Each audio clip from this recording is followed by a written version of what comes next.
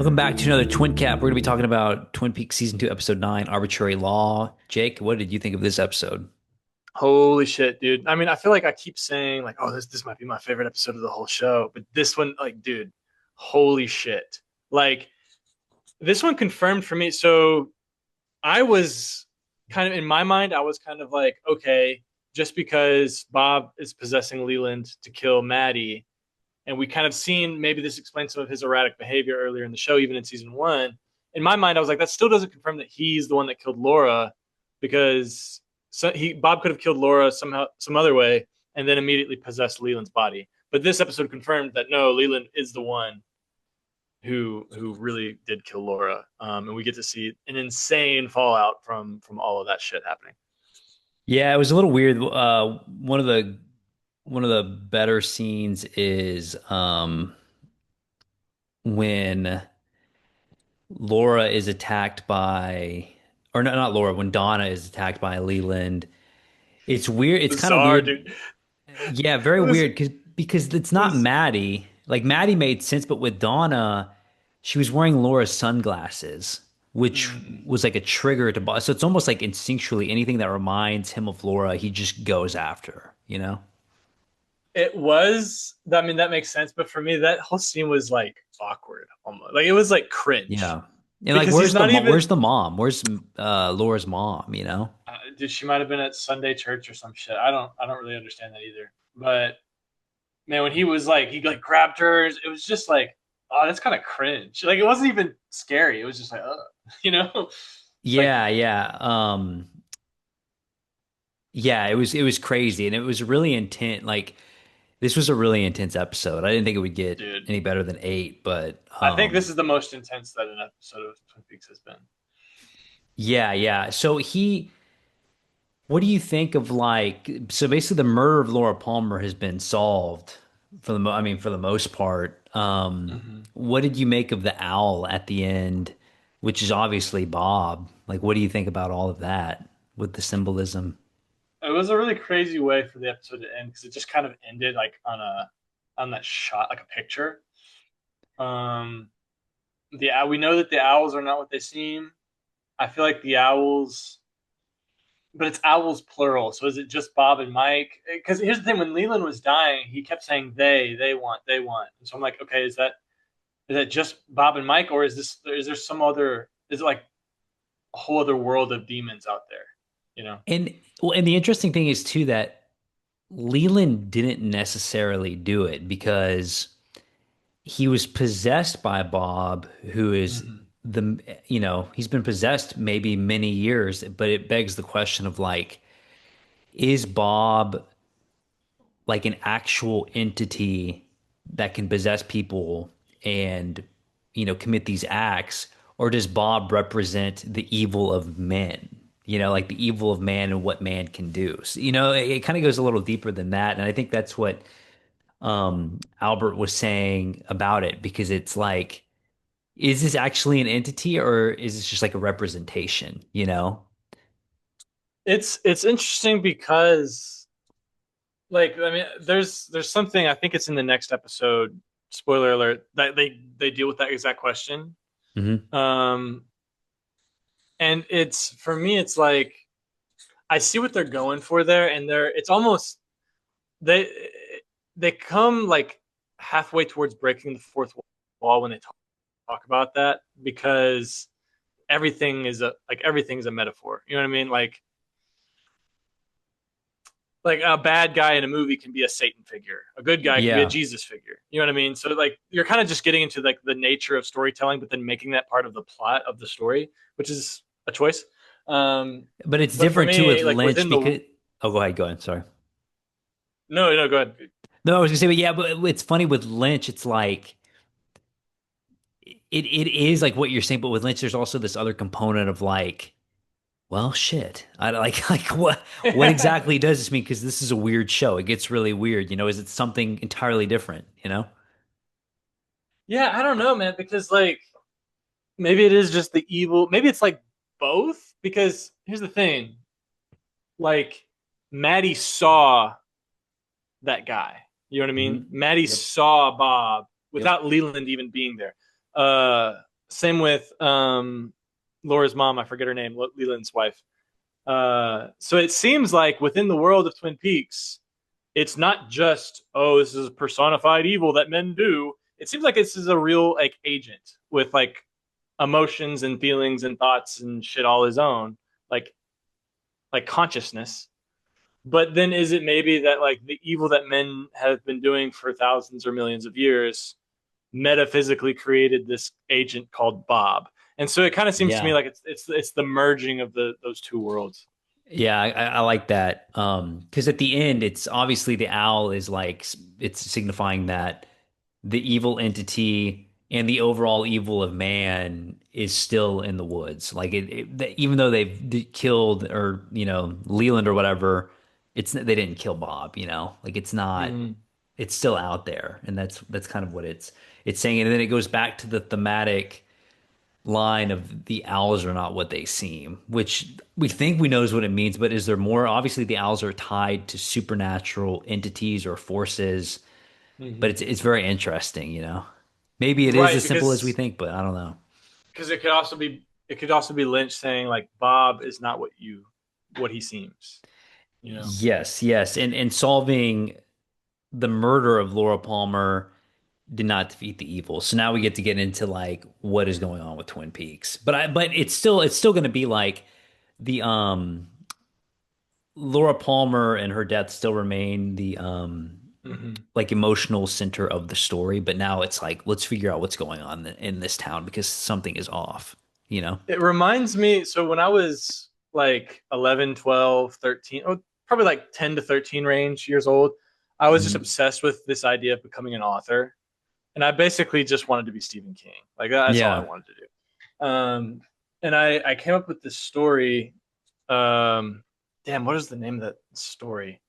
I forget what I called it, but essentially I had this clown called Fritz who would come to this group of like high schoolers in their dreams. And it was essentially just like a rip off of It and Nightmare on Elm Street. I just smashed those two concepts together and I tried to be original with it. But with this whole angle that they're taking with Bob, it kind of reminds me of the backstory that I created for Fritz. Because in my head, I was like, sin, like I kind of like assumed like Christian or like creationist Christian history to like as like the background of my novel. And so when sin entered the world in the Garden of Eden, sin then became over time like completely independent of like Satan and demons. Sin turned into like a sin gained consciousness and manifested itself in Very the figure of similar. Yeah. yeah. So it kind of seems like this is what You've Bob seen Twin is Peaks kind of. before. You've seen it before. Maybe, dude, I'm maybe kidding. I was fucking Agent Cooper in another life. Yeah.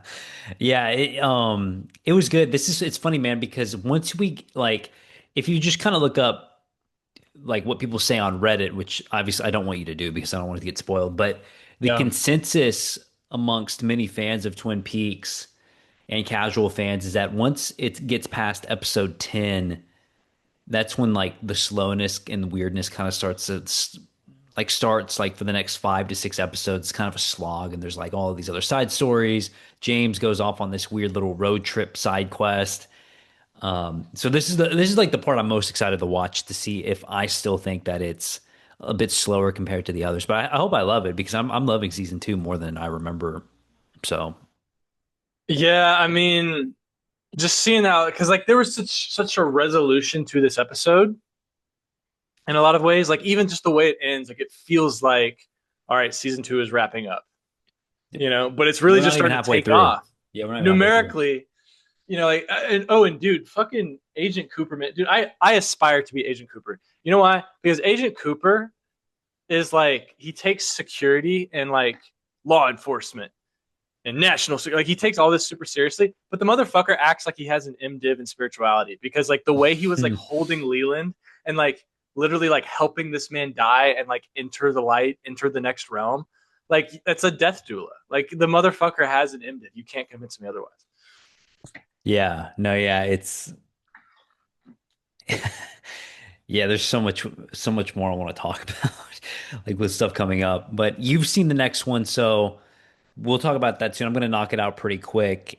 Great. Like, I mean, we're not at the halfway point yet, but we're almost there. And it's like, I mean, the show is just like on amazing momentum right now. You know, we're Yeah. really great. Is there anything else you wanted to talk about in this episode?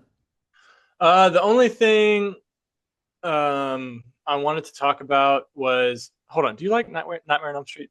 Yeah. Yeah. Like the old ones? Oh, yeah. Yeah. Do you like the new ones?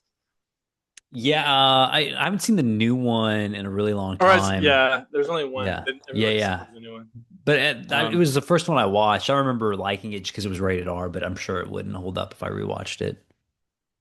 let's see how many. What do you think it is on Rotten Tomatoes? The new one, oh, it's got to be low. Probably, I'm gonna guess like 13% if I had to guess from 2010.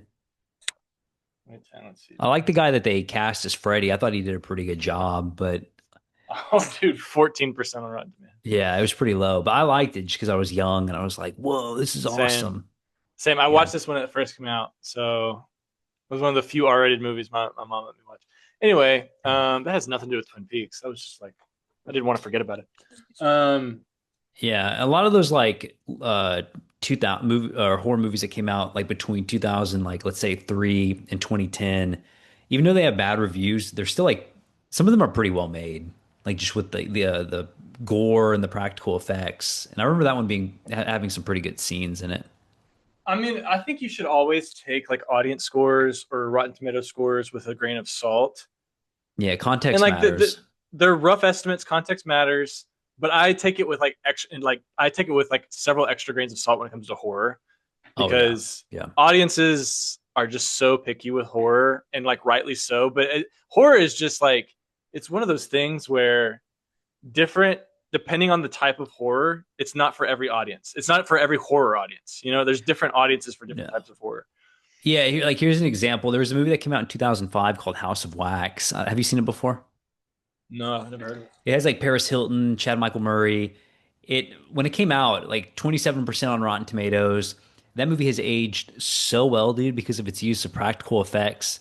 Very simple story. And I went to go see it at the Alamo Draft House down the street a month ago to a sold out crowd. Like everyone wanted to watch that movie, and it has horrible reviews. So like, yeah, context matters, and you have to always take reviews, especially horror movies, like with a grain of salt, because everyone like love. It's like a really beloved movie.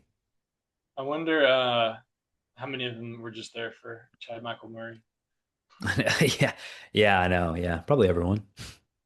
But yeah, it's interesting. It's always interesting to me when horror or horror adjacent type genre movies and shows use dreams.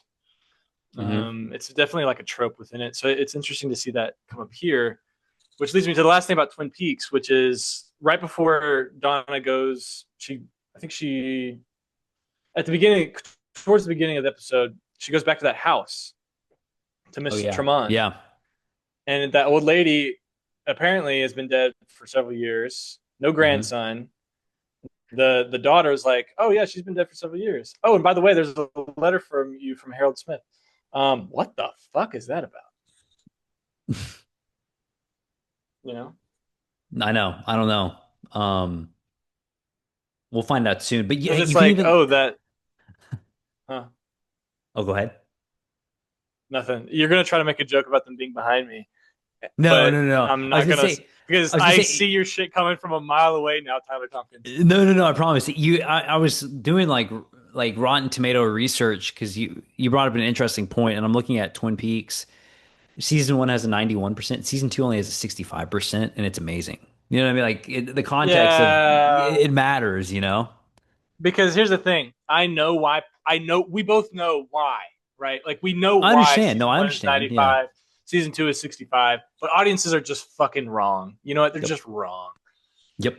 Yeah, but the return has a 94% with 461 reviews. That is really good. Yeah. So, yeah, I'm liking it a lot. Can't wait to watch 10. We're blowing through it. We will have a recap for season two, episode 10 out very soon. So we will see y'all next time.